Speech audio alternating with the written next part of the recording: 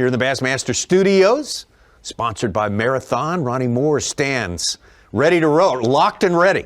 Ready to go with the screen of knowledge, and I don't know what you're going to get onto. It's not stats, it's not fantasy, but it's a little more in-depth on what Bryan is doing because he's kind of jumped in here out of nowhere. We hadn't had great service with him this morning to see it happen, but we've seen all of his important calls late this afternoon. And every day he's had that routine of going on that shell bar, catching fish in the morning, a quick limit, and going down to the pads to upgrade and cull out all those fish.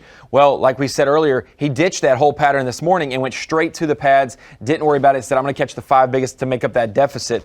And he's been really using just a common stickworm. That is a Florida staple, a straight stickworm, do nothing bait. This is a Zoom Slinky in blueberry. It's that black and blue flake typed color with a little bit more of a fluorescent blue tail. That is super key in Florida, just a straight tail worm.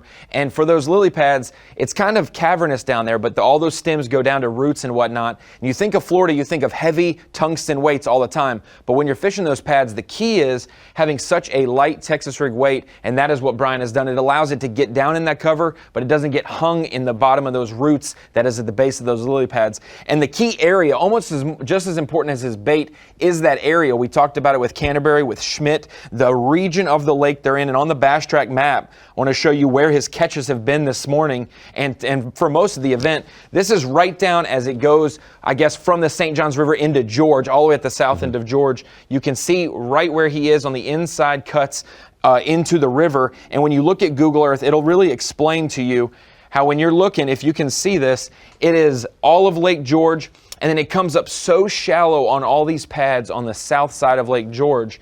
But right here you can see the canal, the shipping canal, where it's dug out deeper, or it's at least naturally deeper. And all of his pads have been on these turns right in the river, whether it's on that side of the river, on the east side or the west side of the river, but right in these turns where it kind of butts up. Those pads are the only cover once the channel from that river dumps up to shallow water. The only cover there available are those lily pad fields. And he's got a couple key sections where he's used that Zoom Slinky in blueberry to really catch fish today.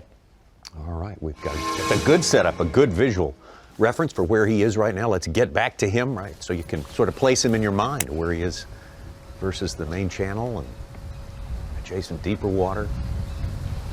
Ronnie, did he mention anything about current or water moving, helping him or not? I wonder about that, but I know that low tide was at 11:30 Eastern time. It's well past that, so it's starting to rise. So there is going to be some flow for these anglers coming back into Lake George and the St. Johns. Okay.